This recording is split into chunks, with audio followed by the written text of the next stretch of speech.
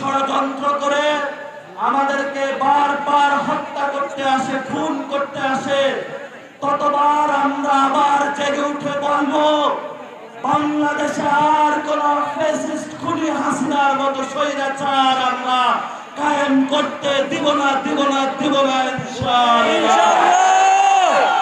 দল মত নির্বিশেষে চাঁদপুরের অসংখ্য মানুষকে গুম করা হয়েছে, খুন করা হয়েছে।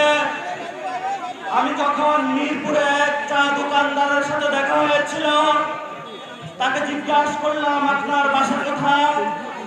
সে একটি রাজনৈতিক দলের কর্মী ছিল। পুলিশের গ্রেপ্তারের ভয়ে 6 মাস তার কোনো বাচ্চা এবং বউয়ের দেখা পায়নি। মিরপুর কমার্স কলেজের সামনে এসে একটি চা দোকান দিয়ে ঢাকা শহরের মধ্যে পালিয়ে বেরিয়েছিল। এমন অসংখ্য চাঁদপুর তরুণ তরুণীর গল্প রয়েছে।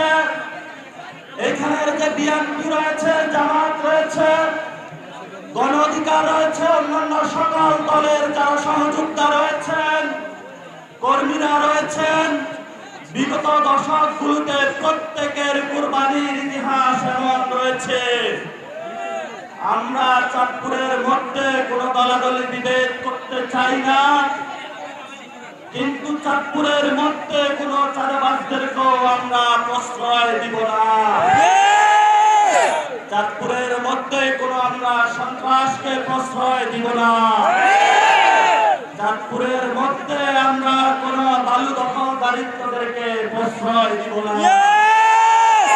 প্রিয় চাঁদপুরবাসী, এই মাটিতেই জন্ম হয়েছে, এই মাটি থেকে পৃথক করার সাধ্য একমাত্র আল্লাহ তাআলার মৃত্যুর মাধ্যমে এই মাটিতে আমি পতিত হব।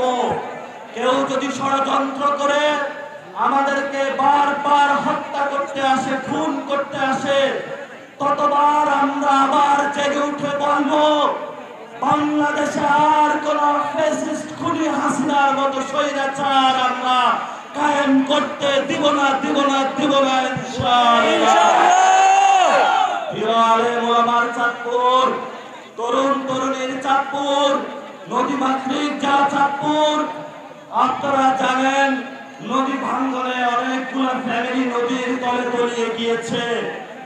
কিছু বালু খোকা যারা বালু তোলার কারণে আজকে এই পর্যন্ত অসংখ্য পরিবার তাদের ভিটে মাঠে হারিয়ে বিভিন্ন জায়গায় ছন্ন বিচ্ছিন্ন জীবন যাপন করছে।